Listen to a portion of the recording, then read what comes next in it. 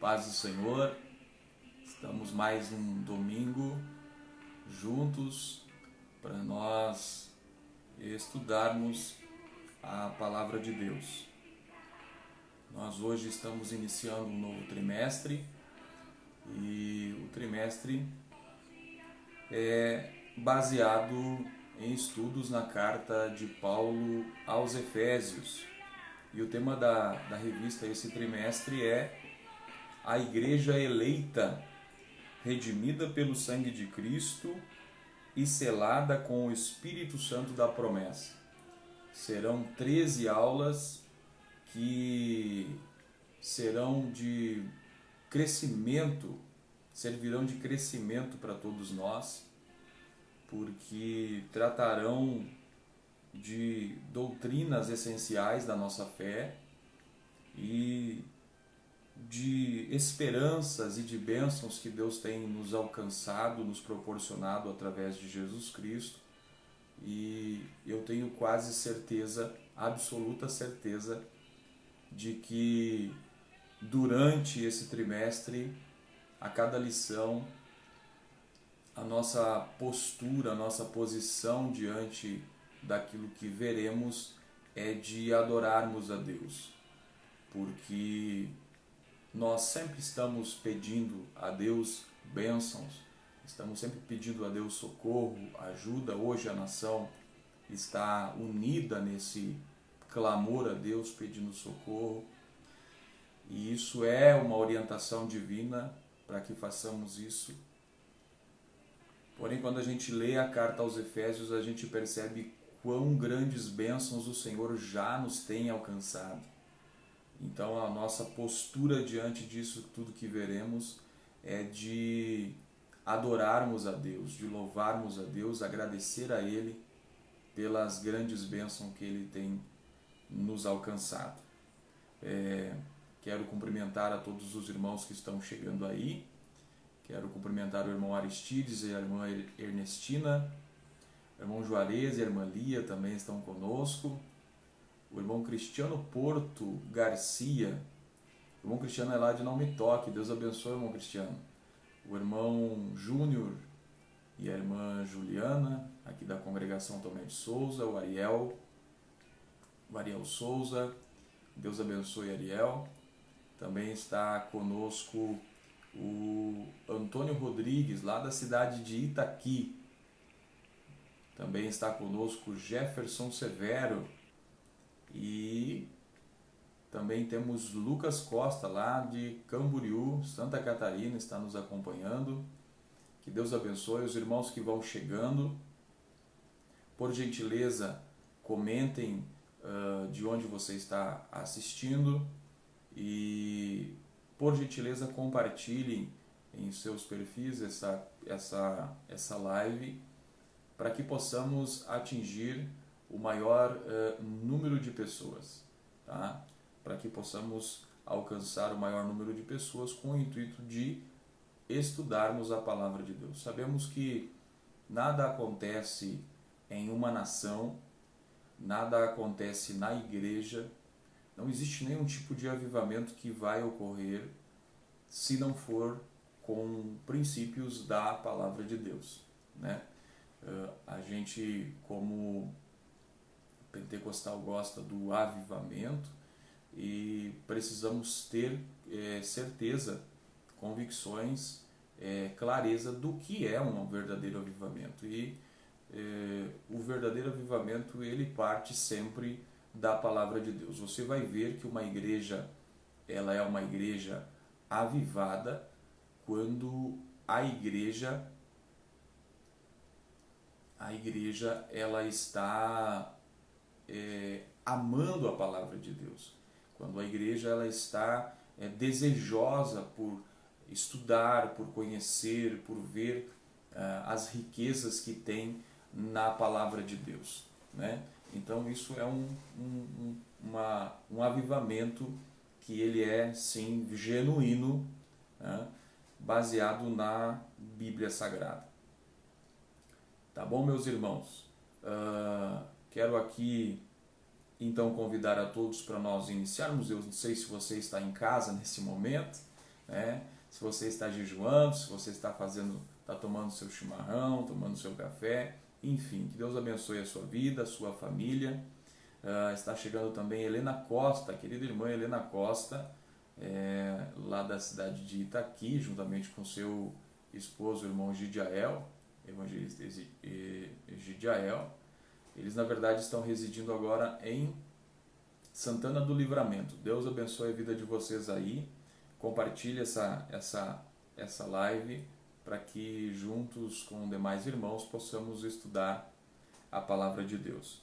Eu quero convidar então a todos para nós fazermos então, começarmos a nossa lição, a lição de número 1, e o tema de hoje é Carta aos Efésios, saudação aos destinatários. Muito importante nós, a caráter de introdução às demais lições que se ministrarão nos próximos domingos, nós entendermos um pouquinho do princípio desta carta, da cidade, da igreja, e então muito importante isso, nós nos debruçarmos um pouco de tempo aqui nessa lição, para que possamos entender o contexto, tá bom? Carta então aos Efésios, saudação aos destinatários. O texto áureo da nossa lição, enquanto está chegando ali mais alguns irmãos, a irmã Liara, Deus abençoe, juntamente com o irmão Moisés Jesus, o pessoal de Itaqui, Ronaldo Fumaco, Deus abençoe. Também temos o irmão Eduardo Maders, Deus abençoe, irmão Eduardo. Vamos compartilhando, vamos comentando aí e vamos iniciar a nossa lição. O texto áureo está em Efésios, capítulo de número 1 e o versículo de número 2. E diz assim: a vós, graça e paz da parte de Deus nosso Pai e da do Senhor Jesus Cristo. A verdade prática da nossa lição a Epístola aos Efésios revela o propósito eterno de Deus para a Igreja de Cristo. Nós vamos ainda, nas demais lições, nós vamos estudar cada assunto mais detalhadamente, mais aprofundadamente, mais profundamente, mas a caráter de introdução, existem revelações extraordinárias na carta de Paulo aos Efésios que mostram que Deus em nenhum momento foi pego de surpresa. Nada que Deus fez foi por um propósito de última hora, de solucionar um problema que surgiu e ele não conhecia, ele não sabia. Muito pelo contrário, nós vamos ver na carta de Paulo aos Efésios que Deus, desde a eternidade, já tinha um propósito estabelecido para a sua igreja. A igreja de Cristo, ela na eternidade já estava nos planos de Deus. Então, um consolo, uma esperança para mim e para você nós sim estamos no plano de Deus desde a eternidade. E não há nada, não há ninguém que tenha o poder de destruir, de soterrar, de acabar com a igreja de Cristo Jesus, porque ela é um propósito eterno de Deus. Olha que lindo, que maravilhoso esta verdade. A leitura em classe, nós temos ela em dois textos. Em Efésios, na carta aos Efésios, capítulo 1, versículo 1 e 2, e também temos Atos dos Apóstolos, capítulo 19, e o versículo de número 1 a 7. Eu vou ler com você nesse momento, talvez você não tenha acesso à sua Bíblia aí, eu vou ler nesse momento com vocês. O texto de Efésios diz então: Paulo, apóstolo de Jesus Cristo, pela vontade de Deus, aos santos que estão em Éfeso e fiéis em Cristo Jesus. A vós, graça e paz da parte de Deus nosso Pai e da do Senhor Jesus Cristo. O texto de Atos 19, 1 a 7 diz assim: E sucedeu que enquanto Apolo estava em Corinto, Paulo, tendo passado por todas as regiões superiores, chegou a Éfeso. E achando ali alguns discípulos, disse-lhes: Recebestes vós o Espírito Santo quando crestes? E eles disseram-lhe: nós nem ouvimos que haja Espírito Santo. Perguntou-lhes então: em que sois batizados então? E eles lhe disseram: no batismo de João. Mas Paulo disse: certamente João batizou com o batismo do arrependimento, dizendo ao povo que cresce no que após ele havia de vir, isto é, em Cristo Jesus. E os que ouviram foram batizados em nome do Senhor Jesus, e impondo-lhes as mãos, Paulo, veio sobre eles o Espírito Santo, e falavam línguas e profetizavam. Estes eram ao todo uns 11 varões. A introdução à carta, o escritor vai falar acerca de algumas características dessa carta. Uma coisa que é importante nós destacarmos, a guisa de introdução, é o escritor destas lições desse trimestre, que é o pastor Douglas Batista. Ele que é presidente do Conselho de Educação e Cultura da CGADB, e líder da Assembleia de Deus Missão no Distrito Federal. Ele é doutor em teologia e licenciado em filosofia. Então, a partir deste momento, nós teremos os comentários desse querido pastor, que nesse trimestre nos traz, nos leva a juntos estudarmos estas riquezas da epístola de Paulo aos Efésios. Diz assim a introdução: a epístola aos Efésios é denominada de a coroa dos escritos de Paulo e ainda a rainha das epístolas.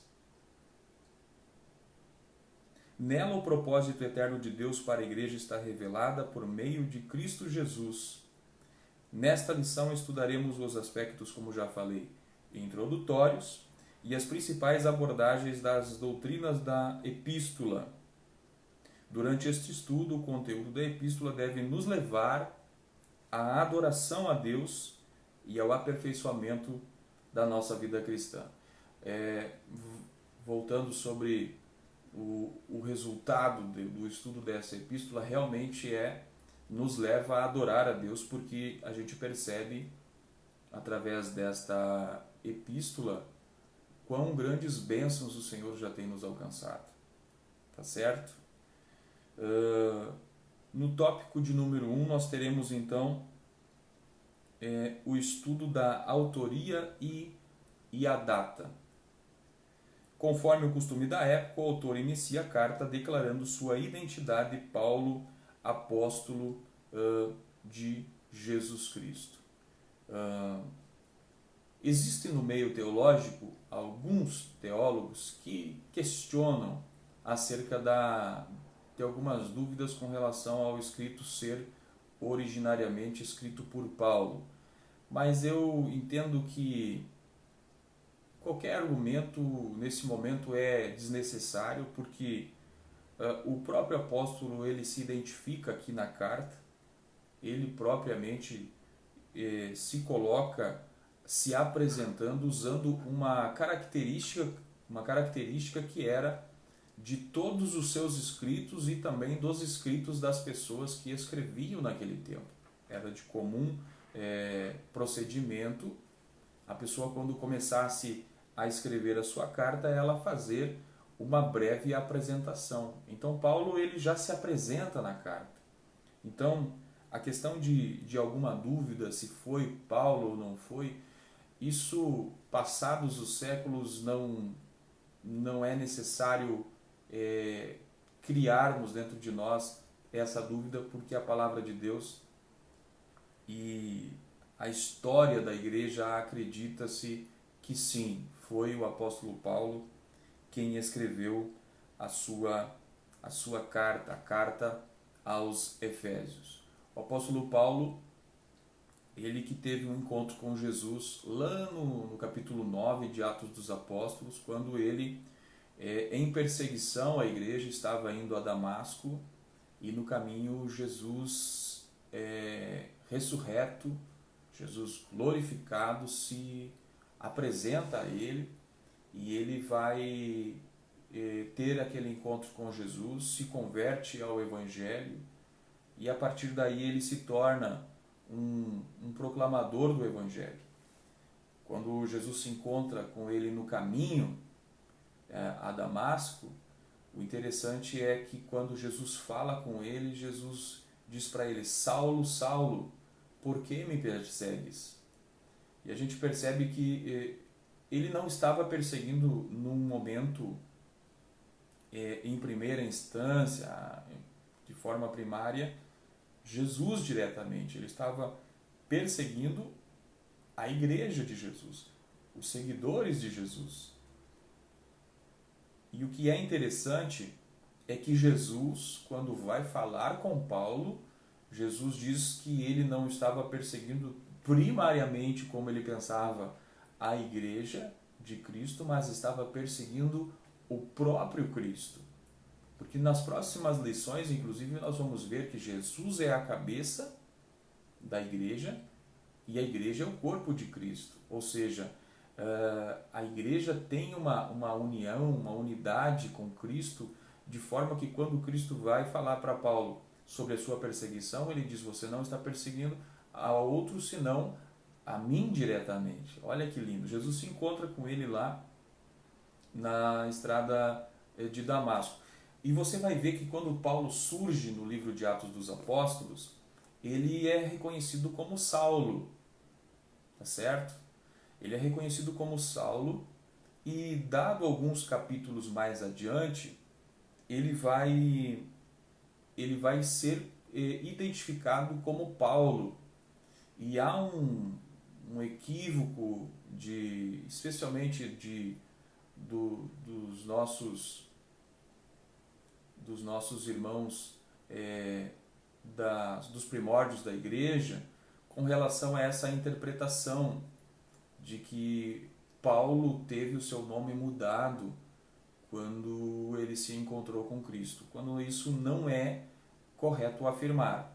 Diferentemente de Abraão, que teve encontro e seu nome foi mudado, diferentemente de Jacó, que teve seu nome mudado para Israel, o Paulo ele não teve o seu nome mudado. Na verdade, Paulo ele tinha uma dupla cidadania. Ele, como ele era natural, nascido um hebreu, um judeu, nascido na cidade de Tarso, tá certo? E ele possuía um direito, uma cidadania romana. Isso foi concedido anos antes de Cristo, inclusive, quando o povo de Tarso de alguma forma ajudou o Império Romano, e o Império Romano passou a dar o direito a todos que morassem em Tarso, o direito de cidadania romana, tá bom? E o seu nome hebraico de Paulo era Saulo, uma certa homenagem ao primeiro rei de Israel, o rei Saul. E o seu nome em latim seria Paulo.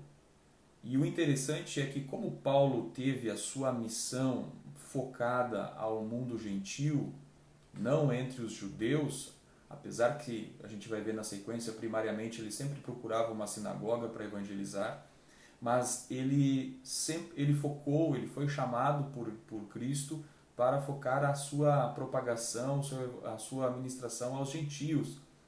E o seu nome, como era o nome Saulo no hebraico, segundo consta alguns comentaristas, que o seu nome, quando pronunciado, Saulo, quando pronunciado na língua em latim, ele tinha uma sonoridade que lembrava alguns termos pejorativos. Então, Paulo entendeu num certo ponto: já que eu vou tratar de me apresentar aos gentios, eu vou passar a usar o meu nome, que é o nome que eu tenho por direito, um nome romano, tá bom? De cidadania romana.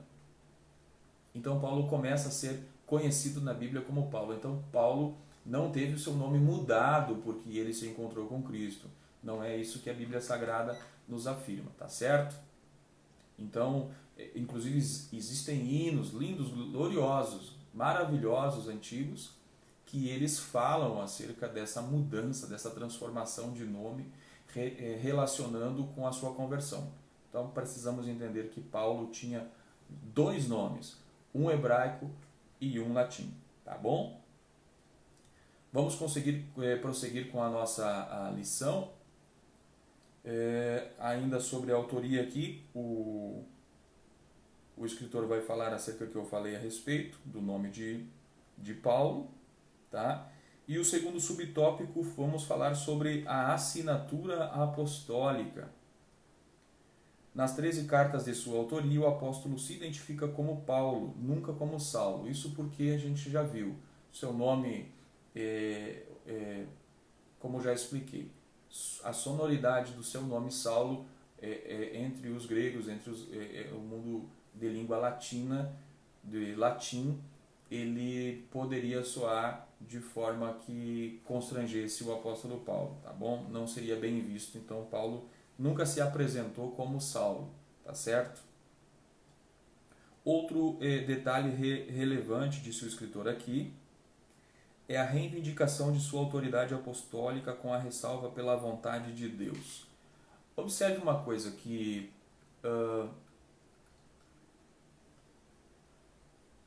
Paulo, ele identificava-se como apóstolo de Jesus nas suas epístolas, mas o propósito dele, ao que a gente entende, nunca foi com uma preocupação de se afirmar, uma preocupação de galgar, tentar achar, encontrar posição, status diante das pessoas a quem ele estava escrevendo. Paulo, quando ele se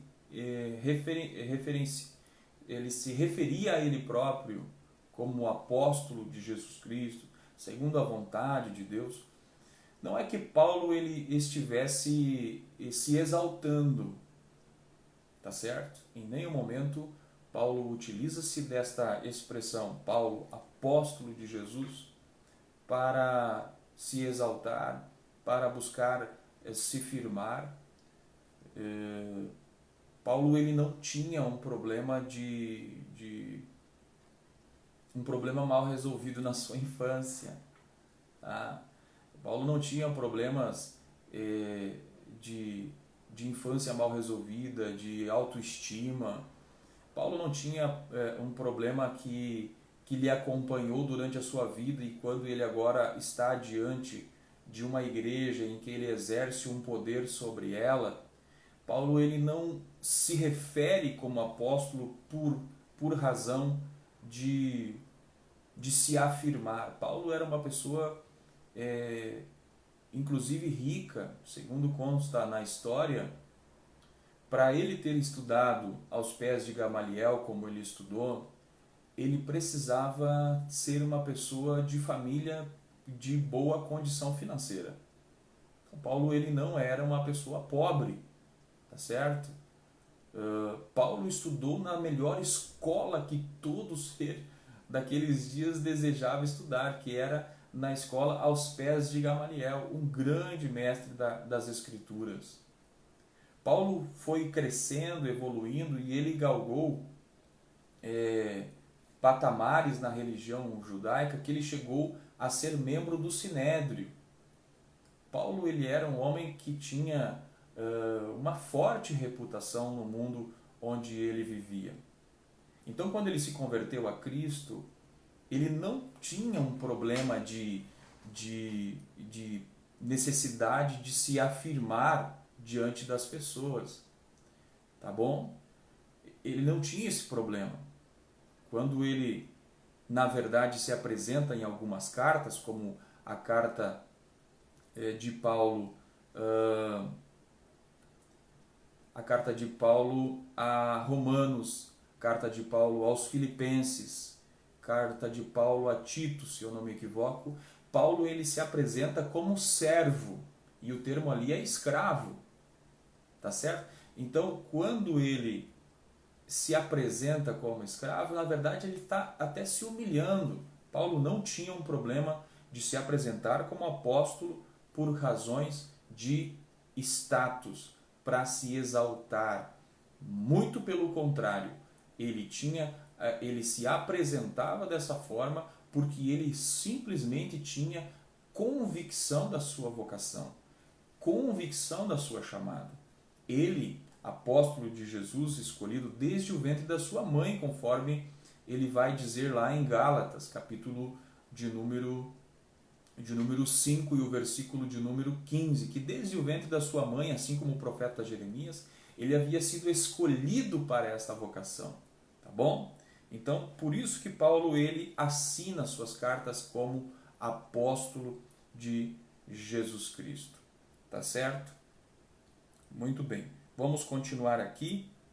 O subtópico de número 3 vai falar que esta é uma carta, ela é uma epístola da prisão. Onde está Paulo nesse momento que está escrevendo a carta? Paulo, ele está preso, tá certo?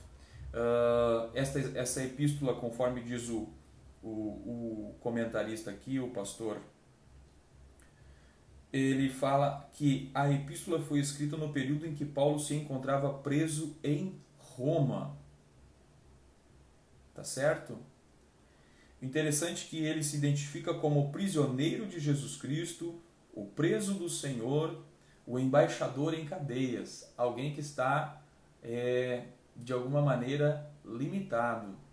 E eu acho interessante que, sendo uma carta da prisão e sendo uma carta riquíssima, gloriosa, maravilhosa, fundamental para a nossa fé, para a nossa esperança, para o nosso relacionamento que temos com Deus, é interessante olhar na Bíblia e a gente perceber que muitos homens de Deus, eles tiveram um crescimento, eles tiveram experiências durante períodos que estiveram em reclusão, quando eles estiveram reclusos, períodos que eles estiveram presos, períodos que eles estiveram sozinhos, certo? De pessoas que viveram uma experiência de estar sozinho, estar preso, estar recluso, surgiram experiências extraordinárias. Você vai ver, quando você vê a história de Jacó, lá no capítulo 28, quando ele, de Gênesis, quando ele, juntamente com a sua mãe, ele engana o seu irmão Esaú e compra dele a sua primogenitura, o seu irmão ele fica furioso com o seu irmão Esaú, fica furioso com ele, e ele, orientado por sua mãe, ele vai para as terras de Harã, para onde estava o seu tio Labão, tá certo? E a sua mãe organizou as suas coisas para a sua viagem e ele saiu sozinho, foi em direção às terras do seu tio para que desse tempo para que a fúria do seu irmão se aplacasse um pouco. E quando ele está no caminho, na sua jornada, num determinado ponto, lá no capítulo 28 e 10 a 17 vai dizer que ele à noite, ele para no caminho, sozinho, ele pega uma pedra, faz ela de travesseiro e deita ali e dorme. E glória a Deus. E a Bíblia diz que ele viu os céus abertos. Ele viu uma escada que descia do céu sobre a vida dele. Foi uma experiência linda, gloriosa.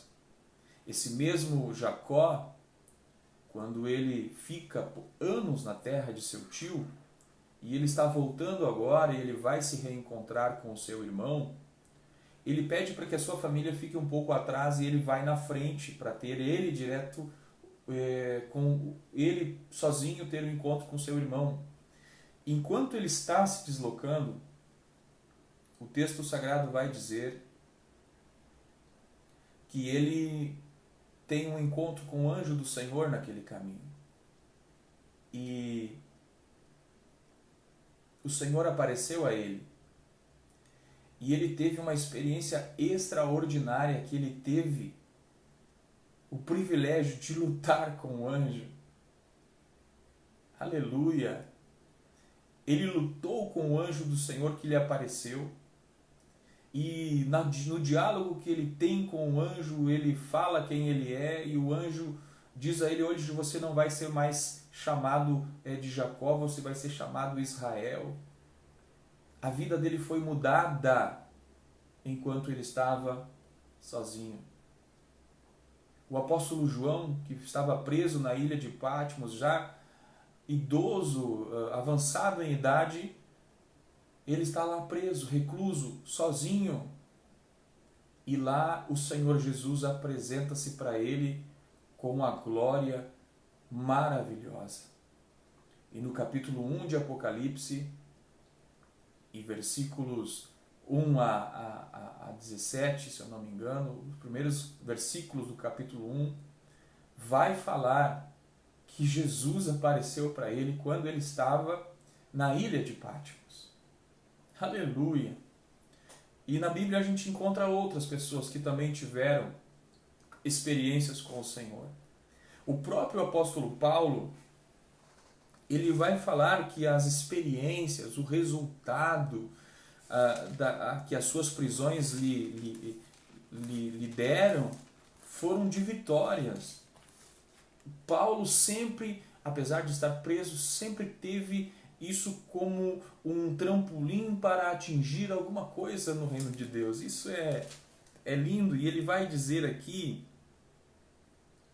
em Filipenses, carta de Paulo aos Filipenses, capítulo 1, versículo 13, ele diz o seguinte, vamos ler o versículo de número 12. Eu quero, irmãos, que saibais que as coisas que me aconteceram contribuíram para o maior proveito do Evangelho, de maneira que minhas prisões em Cristo foram manifestas por toda a guarda pretoriana e por todos os demais lugares. Ele estava preso, recluso, sozinho, mas mesmo assim ele estava crescendo no reino de Deus. Mesmo assim ele estava avançando no reino de Deus, propagando a verdade do Evangelho. A pergunta que fica é: o que resulta em nossa vida de quando estamos sozinhos?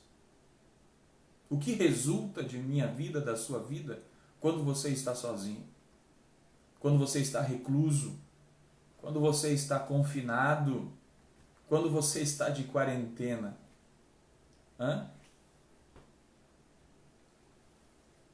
O que resulta disso? Jacó teve experiências com Deus. João, na ilha de Patmos, teve experiência com o Senhor. Paulo teve experiências com o Senhor. Cresceu, se fortaleceu. E eu e você? O que tem ocorrido na nossa vida quando estamos sozinhos? Tá bom, meus irmãos? Por esta razão, ela integra o rol das epístolas da prisão, ou seja, são 4 epístolas: carta de Paulo aos Efésios, aos Filipenses, aos Colossenses e a Filemão. São 4 cartas que Paulo ele escreve da prisão, tá bom? O quarto subtópico diz a respeito da data, e a data é uma coisa que é muito importante nós entendermos. Na Bíblia Sagrada nunca podem ser afirmadas datas. Você nunca pode dizer categoricamente que uma data ela é exata. O correto é quando você está se referindo a uma data, a algum ano, você usar expressões como por volta de, em torno de, cerca de, aproximadamente, tá certo? Porque não é possível nós afirmarmos com 100% de certeza as datas, porque muitas coisas são levadas em conta nos estudos para que se chegue a uma ideia da data em que aquele texto fora escrito. Então, conforme o escritor da revista, tendo em vista a análise que foi feita das viagens missionárias, do período de Paulo na prisão, podemos afirmar que foi por volta de 61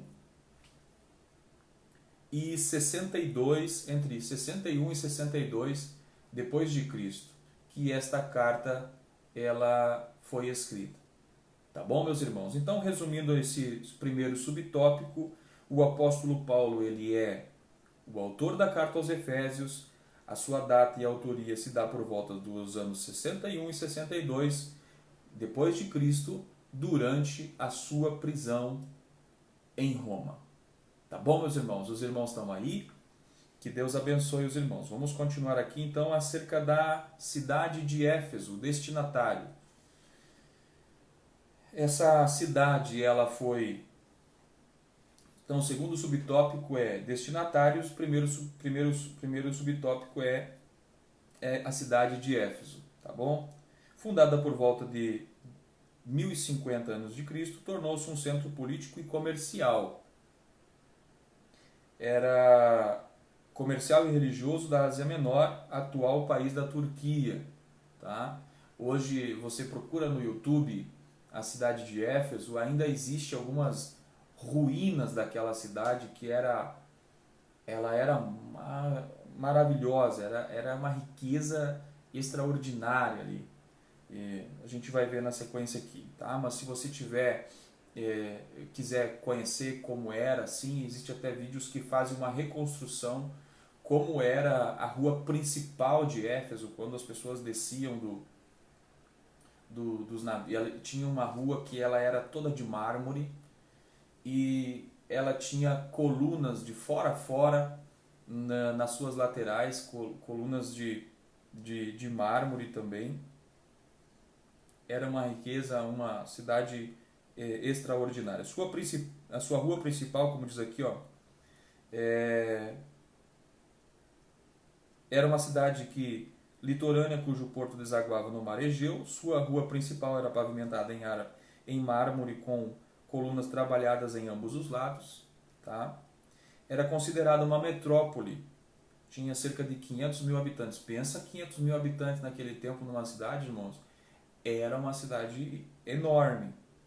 Tinha o maior anfiteatro do mundo e com capacidade de 25 mil espectadores. Com relação a tudo isso, vale acrescentar que Éfeso, por ser a maior cidade da costa oeste da Ásia Menor, ela se tornou um grande centro de comércio marítimo e rodoviário. Tá certo? Então, era uma cidade muito forte, muito próspera. Também vale acrescentar que, como ela era a quarta maior cidade do Império Romano, você pode observar que a importância dessa cidade. Veja a grandeza dela. Tá certo? Vamos avançar aqui sobre a religiosidade da igreja da cidade de Éfeso. O texto do comentarista diz que a cidade abrigava o templo de Ártemis, que era a deusa Diana, a deusa da fertilidade, construída em mármore. A economia da cidade dependia dos milhares de turistas que visitavam, ou seja, o turismo na cidade se dava por causa do templo, porque ele era um templo extraordinariamente lindo, foi considerado uma das maravilhas do mundo, certo? Era uma beleza incrível, incrível. E tinha o culto que era prestado à deusa Diana naquele tempo, e em torno disso girava um comércio muito lucrativo, com venda de pequenos santuários, de miniaturas de santuários dessa deusa. A gente vê esse relato lá em Atos capítulo 19, versículo 27 a 29, vai falar lá sobre a experiência que a pregação de Paulo gerou lá nas pessoas, de modo que os empresários, tá, que lucravam com a religiosidade das pessoas, com a religião, com aquele culto, estavam preocupados que eles começariam a perder os seus rendimentos. E aí você percebe uma coisa que sempre existiu os que se aproveitavam da religiosidade das pessoas, da religião, para comércio e enriquecimento próprio.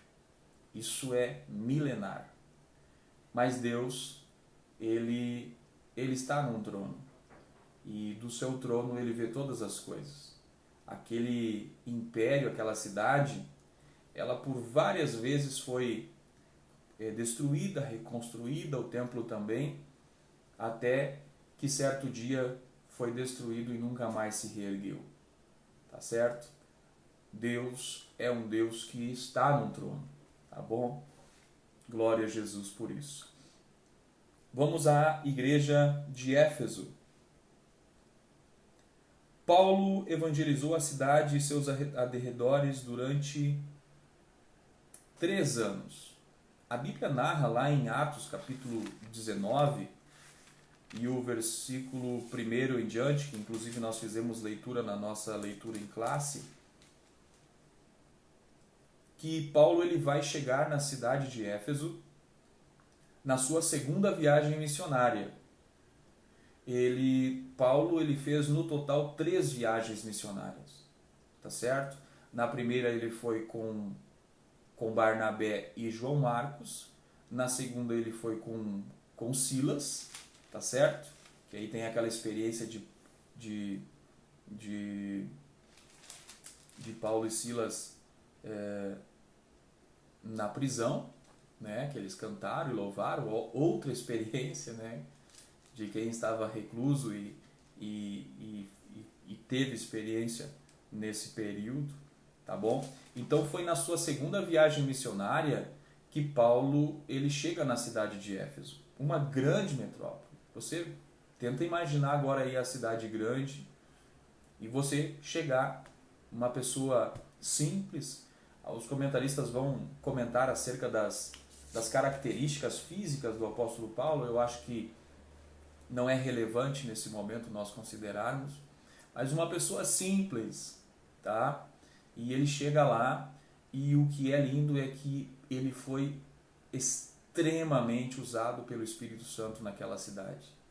A cidade de Éfeso foi marcada pela ação do Espírito Santo na vida de um homem. É isso que nós vemos no capítulo de número 19, quando Paulo ele chega lá. O texto vai dizer que quando ele chega naquela cidade, ele se encontra com alguns discípulos e Paulo começa a conversar com ele, e o interessante é que Paulo vai direto ao ponto com eles. Paulo pergunta para eles assim: vocês já receberam o Espírito Santo quando vocês creram? Tá? Paulo chegou numa cidade com uma missão, ele viu que tinha pessoas ali que eram pessoas que possivelmente lhe ajudariam, ele vai direto ao ponto: vocês já receberam o Espírito Santo?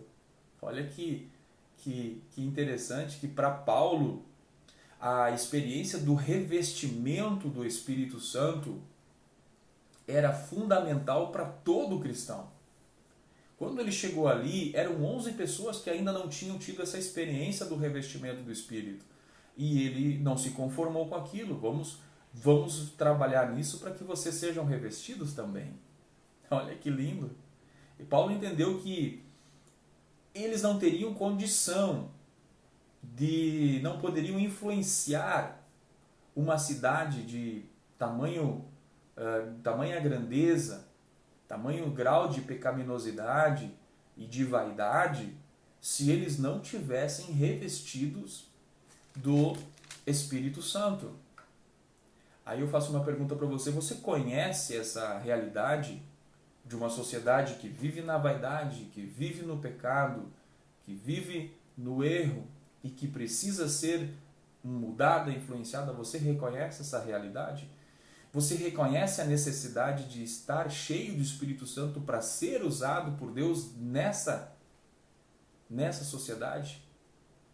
Que nessa manhã o Espírito Santo nos encha da sua presença gloriosa, do seu revestimento, da sua capacitação. Tá certo? Em seguida, quando Paulo tem esse contato com esses discípulos na cidade de Éfeso, logo que ele chega, como de costume ele vai para sinagogas judaicas, onde tinha um judeu, 10 judeus tinham uma sinagoga, tá certo? Então quando ele chega, ele vai à sinagoga e lá começa a falar acerca de Cristo. Só que Paulo percebeu que não todos, mas alguns judeus estavam se opondo. Isso está lá no versículo de número 9 do capítulo 19, de forma que ele se retira, tá certo?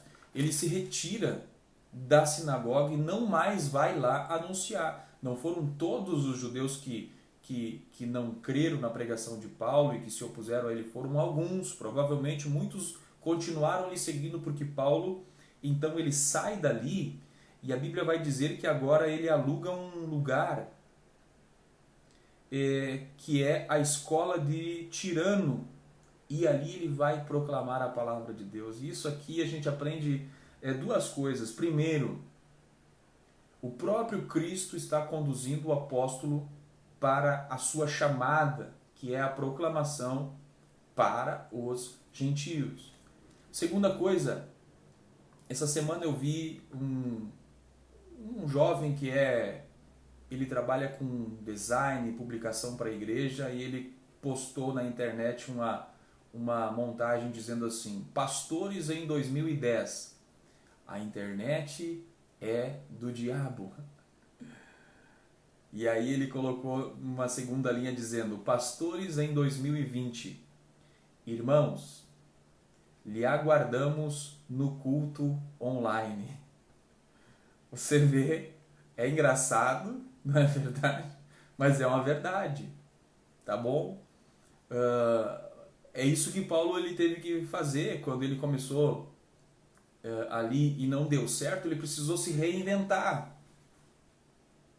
Quando a igreja de Cristo começou na nossa cidade, você procura a história da igreja da sua cidade, como ela começou. Começou debaixo de uma árvore, começou na varanda de uma casa, numa casinha de madeira, chão batido, banco de madeira.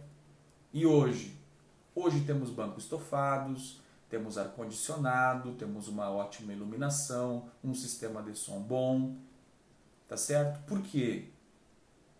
Porque é preciso se adaptar, se reinventar na propagação, no trabalho da obra de Deus, tá certo? A internet, como brincando aqui acerca do Thiago Lobos que ele falou, mas é uma verdade, a internet, irmãos, ela só não é bênção na vida dos crentes, e eu vou falar porque eu falo, a internet só não é bênção na vida dos crentes porque os crentes não usam com sabedoria, com inteligência. Mas veja o potencial que tem a internet. Você já pensou nisso? Hoje nós estamos nos utilizando da internet, do Facebook. Muito já se ouviu pregar de gente falando mal do Facebook. Hoje esses pregadores que não estão mais nos templos aí, estão direto nos Facebook tentando não deixar de ser visto. Você está entendendo? É uma realidade. Tem que se reinventar na propagação do Evangelho. A igreja começou na casinha de madeira, mas nem por isso ela vai continuar lá, com fogo de lampião. Ela vai se adaptar à nova realidade. Agora, uma coisa que nós precisamos entender é que nós podemos nos adaptar, mas a mensagem ela continua a mesma.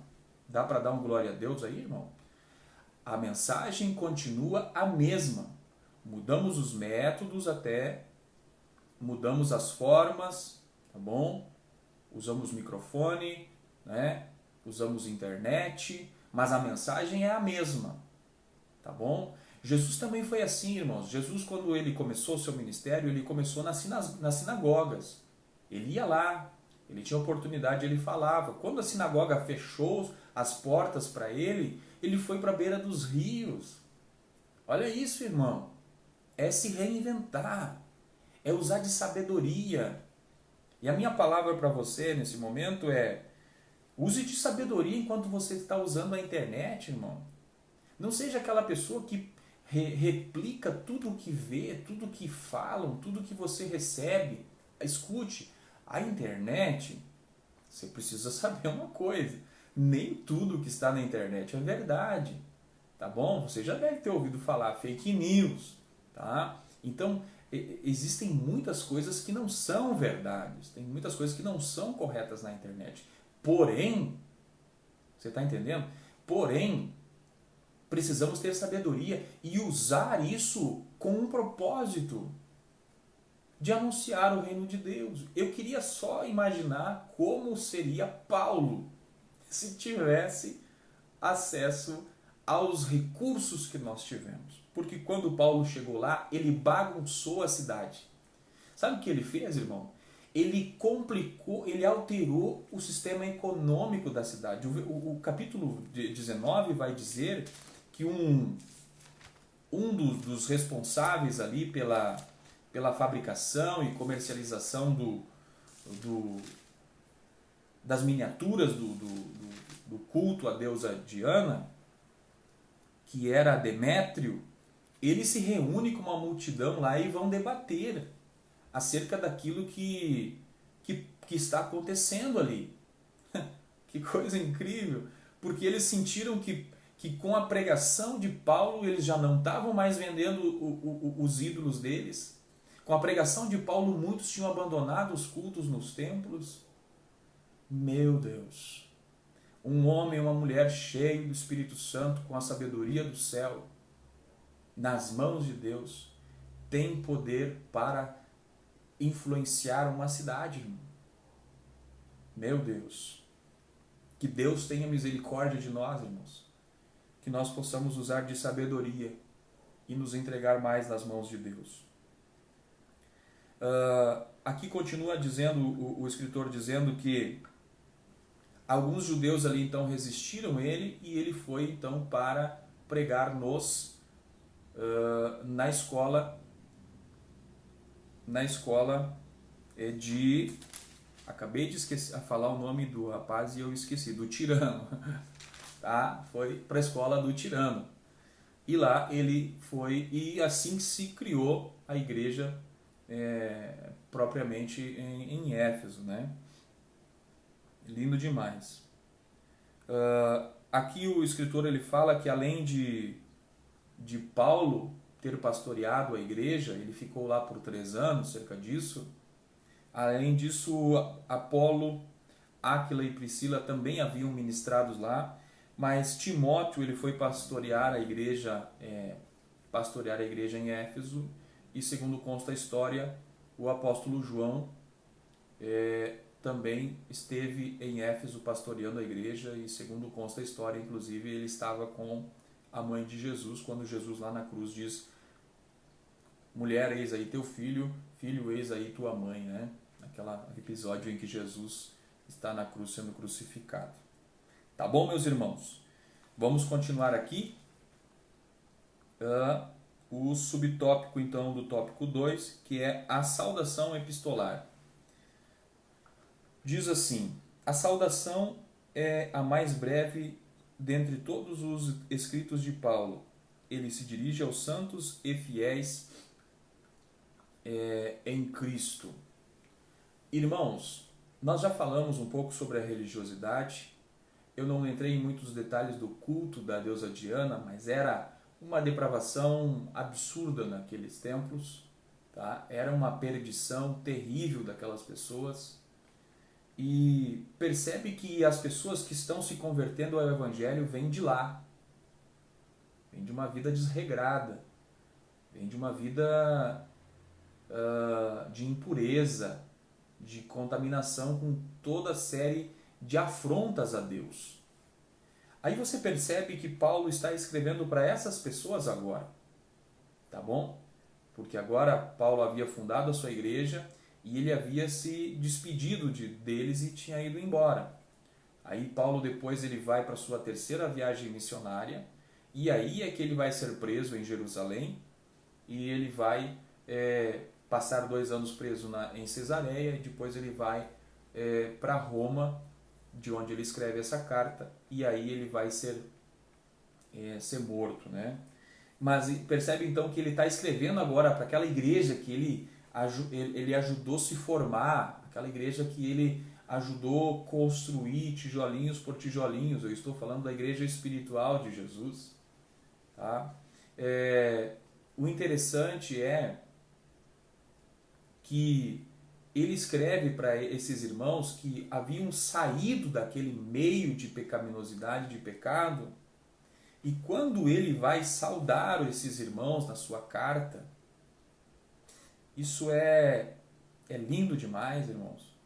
E ele diz assim, a vós, no versículo 1 ele diz assim, Paulo, apóstolo de Jesus Cristo, pela vontade de Deus, aos santos. Olha só que lindo isso, irmão. Isso é maravilhoso. Imagine a leitura da carta de Paulo àqueles irmãos que não existia templo para eles adorarem, então eles adoravam, se reuniam numa casa e outra. Eles recebem aquela carta e eles vão ter aquela carta lida diante deles. E eles vão receber ali uma revelação que é do próprio Deus através do seu emissário. E eles vão ser chamados pelo próprio Deus através do seu emissário de santos. Eles que no outro tempo andaram após deuses falsos, que se envolveram em cultos perversos, agora eles que estão salvos em Jesus pela fé, diante de Deus, eles são chamados, eles são reconhecidos como santos. Aleluia! Não tem vida que não seja mudada pelo Evangelho. Não tem vida que não seja transformada pelo Evangelho. Não existe vida que não se transforme pelo poder regenerador do Espírito Santo. Veja isso.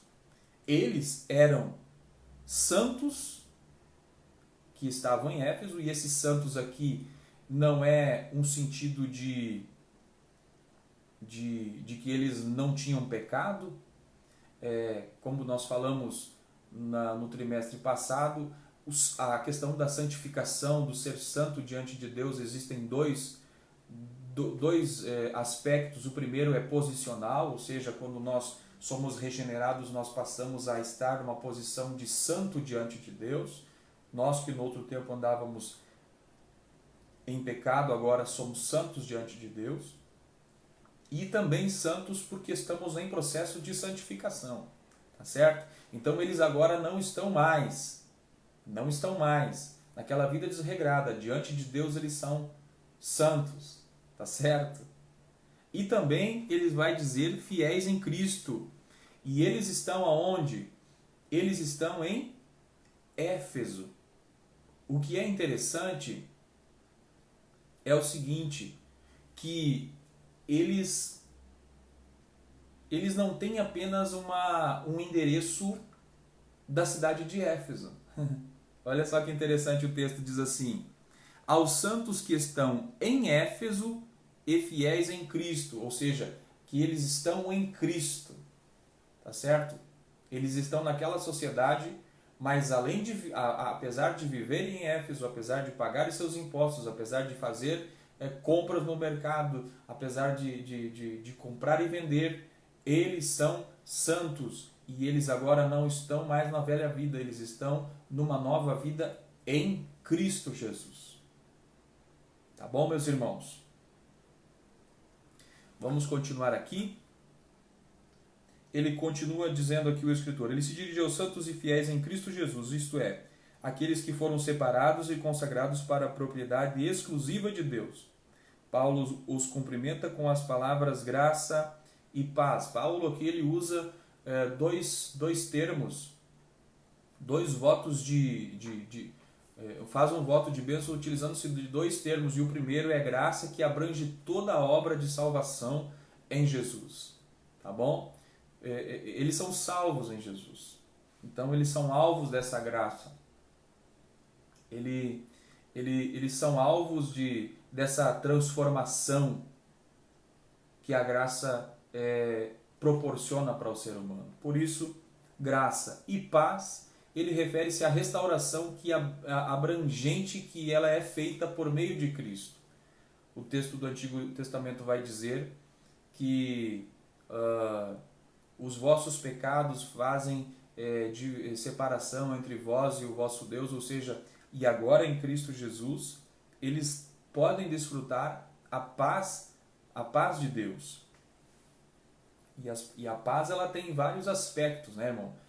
Como eu estou falando, a paz com Deus, a paz de Deus. É estranho dizer que a gente tem a paz de Deus, mas ela excede todo o entendimento, por isso que o Espírito Santo produz isso em nós, a paz. Diante das dificuldades, diante do cenário difícil, o crente está em paz. Tá certo? Todos os cristãos são cercados por essa paz que excede toda e qualquer compreensão humana. Nela, todos os cristãos serão preservados. Tá bom? Na paz que Deus nos dá, nós permaneceremos. Não seremos destruídos, porque a paz, ela é produzida em nós através de Deus e ela faz com que nós triunfemos diante das dificuldades. Tá bom, meus irmãos? Sintetizando então o tópico de número 2, a epístola é considerada uma carta circular. Uma boa observação a fazer é que essa carta, os comentaristas se referem a ela como que foi uma carta que ela tinha um espaço em branco nela. Por exemplo, se você pegar o versículo de número 1, você vai ver ali, quando diz a palavra em Éfeso, a palavra original lá, a escrita original, ela tinha em branco, porque a princípio seria feito cópias dela e ela seria distribuída em mais lugares. Então, em cada lugar em que ela fosse lida, seria colocada a palavra do endereço da pessoa. Por isso que surge essa carta aqui, numa dúvida dos comentaristas, dizendo que por acharem um manuscrito lá que dizia em Laodiceia, tá? Não se referia a carta aos Efésios. Tá? Então ela é uma carta que foi destinada aos irmãos em Éfeso, porém ela também seria lida em várias outras cidades daquela região. Tá bom? A começar por Éfeso, o centro político e comercial e religioso da época. O terceiro tópico da nossa lição, nós vamos falar sobre o propósito e mensagem. E eu gosto aqui da definição que o pastor ele vai colocar para nós. Aparentemente a epístola não aborda nenhum problema específico como em outras cartas de Paulo. Ou seja, quando Paulo esteve em Éfeso, tá? Durante aqueles 3 anos de lá, ele escreveu uma carta aos irmãos em Corinto, tá? Sua primeira epístola, e parte da segunda epístola ele também escreveu lá. O que acontece? Quando Paulo escreveu aos Coríntios, ele escreveu para resolver problemas, tá bom? Resolver problemas. Por quê? Porque chegou ao conhecimento dele de que diversas pessoas estavam vivendo algumas situações lá que ele precisava agir. E isso que é interessante na liderança, tá? Identificar a necessidade de agir. Tá? Então, Paulo não está resolvendo um problema, não era uma igreja problemática. Então, por que Paulo escreveu essa carta? Observe lá em Atos, capítulo de número 20. Atos, capítulo 20, e o versículo final, quando ele está se despedindo dos irmãos em Éfeso. Ele vai dizer assim, o versículo de número 38. Entristecendo-se muito, principalmente pela palavra que dissera que não veriam mais o seu rosto, o acompanharam até o navio. E antes disso, no versículo 37, diz: levantou-se um grande pranto entre todos e, lançando-se ao pescoço de Paulo, o beijavam. Tá? Aqui Paulo fez um discurso de despedida dos irmãos em Éfeso, uma igreja extremamente importante para a vida dele, e ele foi amado pelaquela igreja.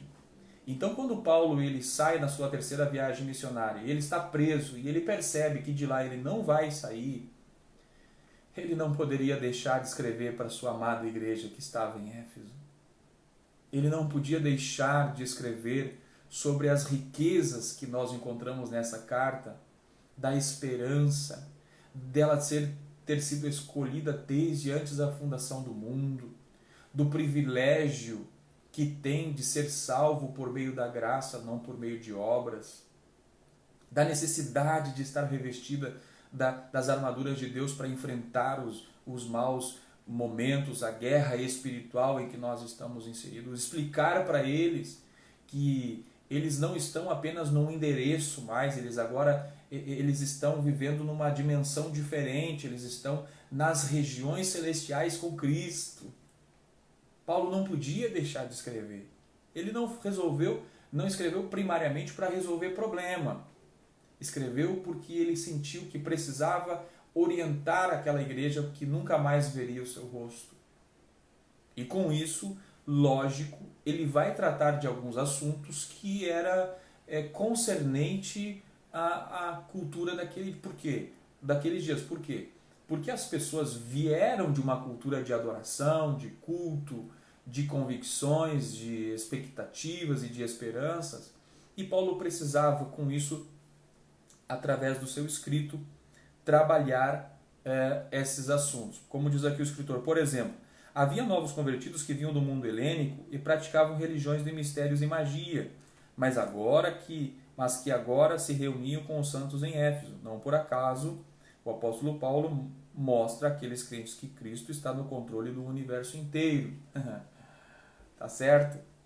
O escritor aqui continua: o passado daqueles cristãos era marcado pela imoralidade bebedeira. Por isso que Paulo lá, capítulo 5, versículo 18, vai dizer: não vos embriagueis com vinho, e que há contenda, mas enchei-vos do Espírito Santo.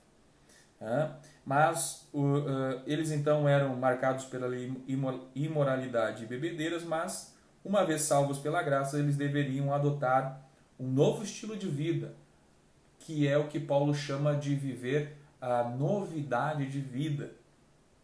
Tá certo? O interesse de Paulo, então, podemos considerar que a intenção dele era de atender múltiplas necessidades da igreja numa perspectiva espiritual e pastoral. Perceba a importância de saber, de uma liderança saber identificar as necessidades da igreja. Tá certo? Porque você precisa tratar das necessidades do povo, né? Isso é muito importante. Paulo nos dá aqui exemplo de uma liderança extraordinária. Tá bom, meus irmãos? Sobre a mensagem, então, o escritor aqui fala que a mensagem gira em torno de duas temáticas: Jesus Cristo, a cabeça, e a igreja, o corpo, como falamos anteriormente lá no início. Tá? Ele aqui na lição, eu não sei se você vai ter a lição aí, ele destaca divididamente os tópicos para deixar claro a divisão e a mensagem da carta. Uma coisa que a gente percebe é que Paulo sempre teve um costume, um estilo de escrita, que ele lança os fundamentos sempre no início da carta. Tá? Assim foi com Romanos, até o capítulo 11, versículo 32, ele fala sobre a necessidade, da salvação, da transformação, e a partir do capítulo 12, ele começa já a mostrar na prática como que o crente tem que agir, esse que foi alcançado pela salvação, como tem que agir. E é o que Paulo faz aqui. Ele vai, até o capítulo de número 3, ele vai falar vai lançar os fundamentos da fé cristã, da vida cristã, da salvação, e a partir dali ele vai então orientar na prática como os cristãos devem viver. Na igreja em Éfeso havia judeus e gentios, e ele vai lá falar que desses dois povos Cristo fez um povo só. Então eles eram para viver em unidade, em harmonia, tá certo? Ele também vai falar acerca da necessidade da vida cristã, da santidade na vida cristã, vai orientar aos pais como se comportar com os filhos, porque havia uma cultura estabelecida ali naquela cidade que a mensagem que Paulo escreve era para isso, para que quando eles tivessem dúvida de como se comportar, de como agir, eles teriam então onde buscar a orientação. E também vai falar que eles estão, lá no capítulo 6, que eles estão numa guerra espiritual, tá certo? A guerra que vivemos, ela não é física, tá bom? Nós não lutamos contra carne e sangue, mas contra as hostes da maldade. Isso nós veremos nas próximas lições, tá bom? O escritor aqui conclui esse subtópico dizendo que, portanto, a epístola contém uma combinação de doutrina, fé e prática da vida cristã, ou seja, de tudo quanto Deus fez e do que espera que a igreja faça. Olha só, vemos o que Deus fez, providenciou salvação mesmo antes da fundação do mundo, e agora Ele nos chama para uma vida prática. Tá certo, meus irmãos?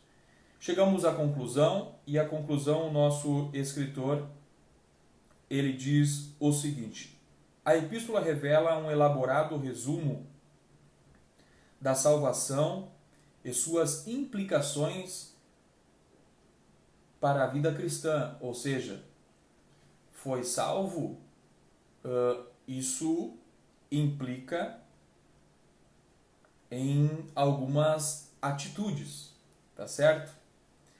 Seu conteúdo recorda o favor imerecido que recebemos gratuitamente da parte de Deus. Nós veremos nas próximas aulas os estudos mais aprofundados sobre as bênçãos espirituais, sobre a graça, a eleição e predestinação. Veremos essas bênçãos, esse favor imerecido que nós recebemos gratuitamente da parte de Deus. Suas exortações nos impelem a viver em santidade e alicerçados em Cristo, a cabeça da igreja, e batalhar contra as forças das trevas. Tá bom, meus irmãos? Hoje encerramos então a lição de número 1 da Escola Bíblica Dominical do segundo trimestre, que traz o tema da revista, como falamos lá no início, A Igreja Eleita. No próximo domingo, no mesmo horário, 9 horas da manhã, estaremos abordando o tema A Sublimidade das Bênçãos Espirituais